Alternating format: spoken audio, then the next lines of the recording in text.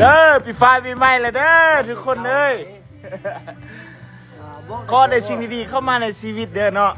มื้อนี้เนาะตั้งแต่มื้อนี้เป็นต้นไปเด้อเนาะเจอได้เนาะบุคอไล่เนาะ มันละมีช่อง การงานการเงินข้อมันดีขึ้นกว่าเก่าเด้อเนาะ ต้องอัดตัวเดียวแต่ว่า ข้อยมันดีทุกชีวิตทุกอย่างในชีวิตเด้อเนาะเอ้ามื้อนี้เนาะได้สั้นกันอยู่ที่บ้านพระโอเด้อเนาะกับ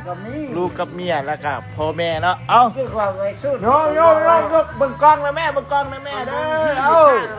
ปีฟ้าปีใหม่แล้วเด้อขอได้สิ่งดีๆเข้ามาในชีวิตสุขภาพแข็งแรง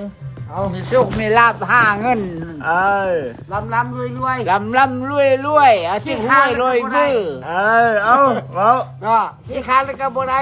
มันแล้วก็ได้เบี้ยได้เงินได้พี่น้องเลย เดี๋ยวนี้มันเงินได้5 คนไม่รู้คน5เงินก่อน แม่นเอาตึกใจปั๊บมักสิบ 5 คนได้ ปั๊บมักสิบปั๊บมักสิบ ได้ปีมาฟ้ามาอยู่ที่แมงเด้อหน้ากูผู้เดียวครับ อันนี้ได้มาแม่เอา มีโชคมีลาภปีใหม่อยู่ดีมีแห้ง เอาปั๊บมัก ความ สิบ เจ็บบ่ได้ความไข้บ่มี อันนี้บันทึก เข้ามารับรวย บันทึกไปตลอดกาลไอ้วิดีโอนี้เนาะสุลุกสุล่านเด้ โปรยโอ้ย เอามาปล่อยน้องน้องเอื้อกเบียร์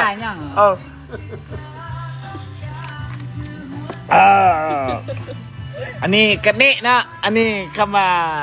ก็ได้เงี้ย กระเนะทำเลยกระเนะปล้องหนูไหวเนอะฟาไปไหม สวัสดีไหว